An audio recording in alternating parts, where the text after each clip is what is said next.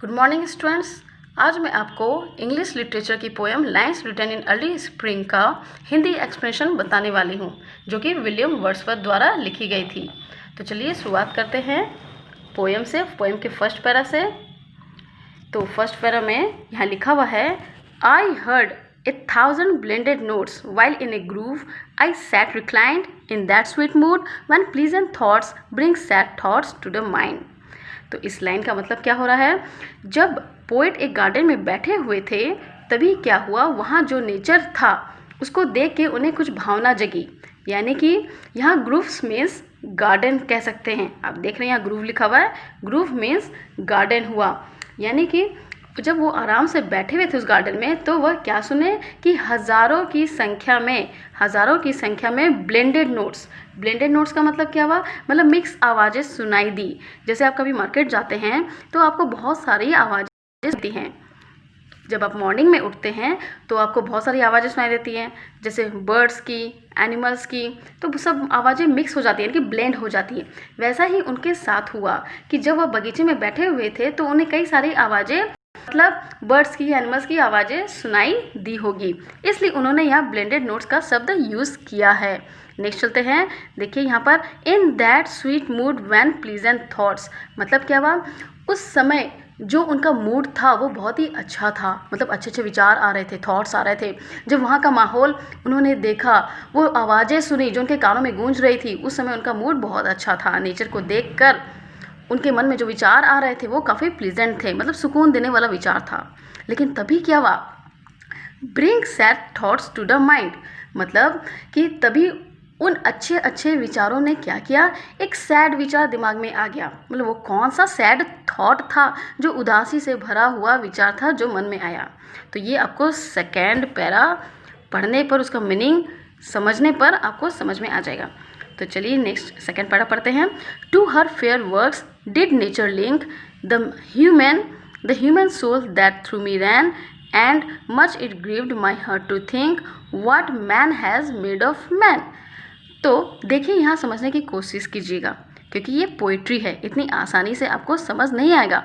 तो आप ध्यान से सुनिए। तो उन्होंने नेचर को देखा, प्रकृति को कहते हैं कि टू हर फेयर वर्क्स, मतलब सुंदर काम, मतलब नेचर का जो सुंदर काम है, मतलब नेचर का जो प्रकृति है वो जोड़ती है। मतलब किससे जोड़ती है, वह इंसान जो जिसकी आत्मा बसी हुई, उस आत्मा से नेचर को जोड़ती है। सोल मतलब क्या होता है, आत्मा, ह्यूमन सोल, मतलब नेचर जो है इंसान की आत्मा को नेचर से लिंक कर रही, जोड़ रही है।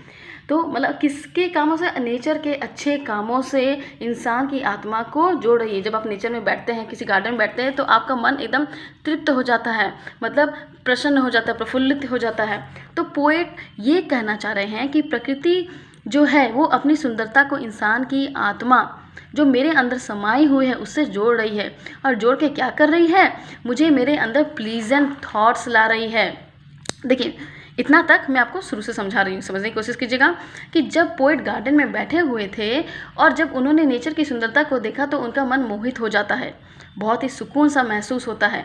और वो क्या कहते हैं कि देखो ये जो नेचर है कितनी अच्छी है, वो क्या कह रही है, अपने सुंदर कामों को मेरी आत्मा से जोड़ रही है। नेचर की जो बनावट है उससे मेरी आत्मा को जोड़ रही है।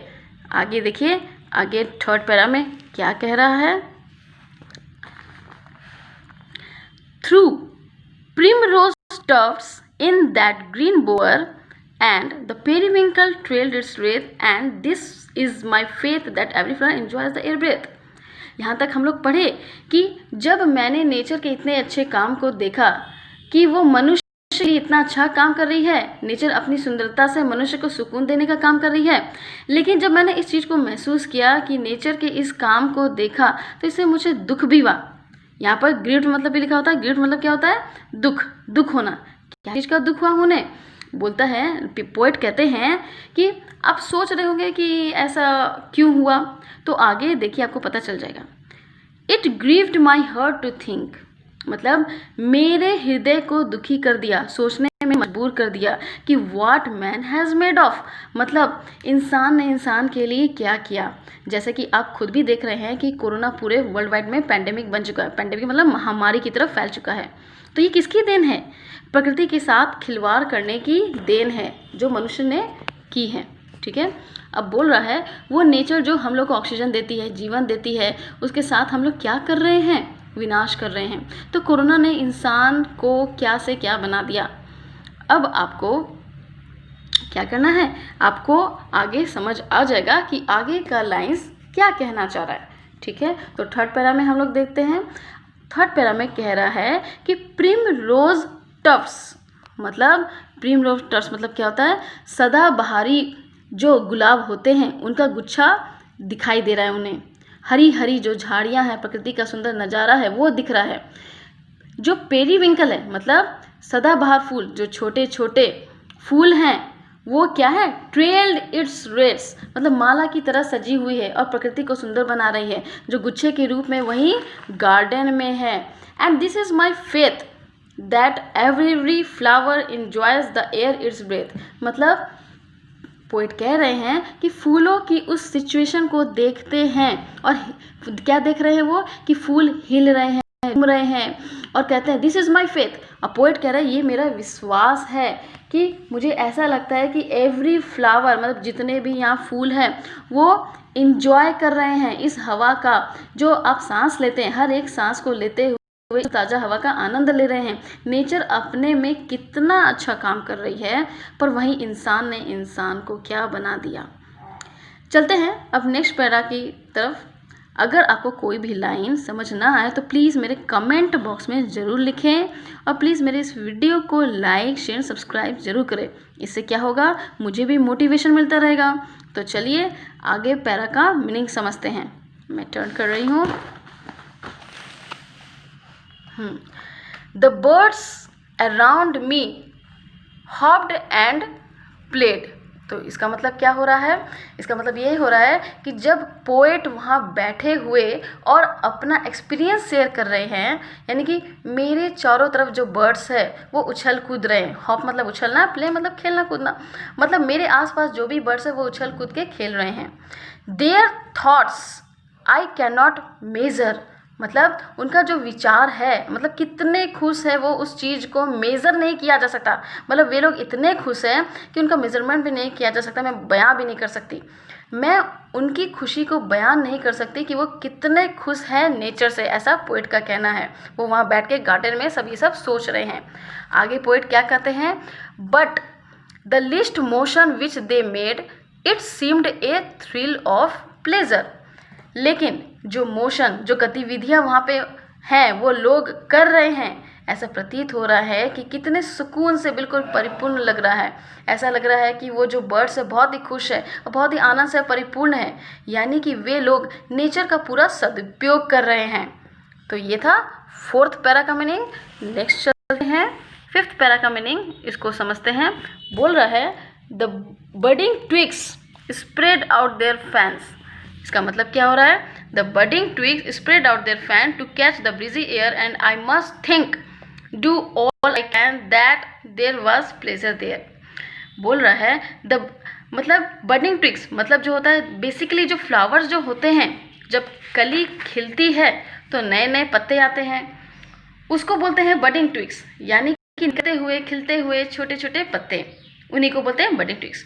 और आगे देखिए, प्रकृति का नज़ारा इतना अच्छा है, वहाँ का एटमॉस्फेयर इतना अच्छा है कि जो बडिंग ट्विग्स है मतलब अपने नए नए पत्तियाँ, फूल की पत्तियाँ वो पंखों की तरफ फैला रही है। आप यहाँ पर देख रहे हैं, यहाँ पर लिखा हुआ है स्प्रेड आउट देयर फैन, मतलब उसकी जो पत्तियाँ हैं वो पंखों की तरफ फैला रही है। क्यों फैला रही है?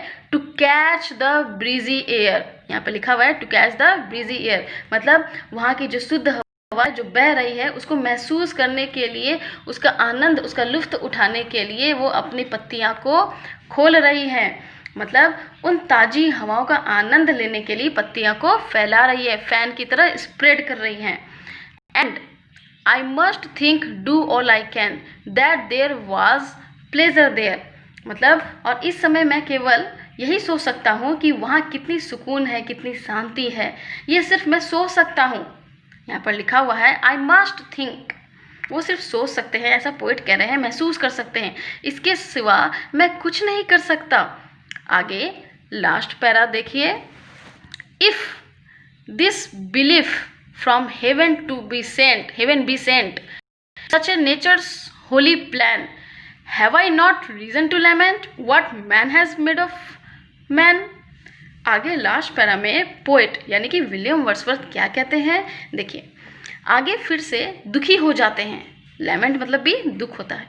जब उनके दिमाग में जो मैन है, जो इंसान है, वो आगे कहते हैं कि जो कुछ भी वहाँ घटना घट रही है, यानी कि जो प्रकृति का जो सुंदर नज़ारा देख रहे हैं, वो प्रकृति कितना अच्छा काम कर रही है, लेकिन जब वे इंसान के कामों को देखते हैं तो वे फिर से दुखी हो जाते हैं और कहते हैं कि ये जो विश्वास है, फेथ मीन्स विश्वास, ये जो विश्वास है उनका, बिलीफ मतलब भी विश्वास होता है उनका, कि ये जो प्रकृति की गतिविधियाँ हैं ये स्वर्ग से भेजी गई हैं, heaven be sent, from heaven be sent, मतलब ये स्वर्ग से भेजी गई हैं, या फिर ये जो प्रकृति का इतना सुंदर प्लान है इस धरा के लिए, इस भूमि के लिए, इस पृथ्वी के लिए इतना अच्छा है, पर मनुष्य ने मनुष्य को क्या बनाकर रख दिया।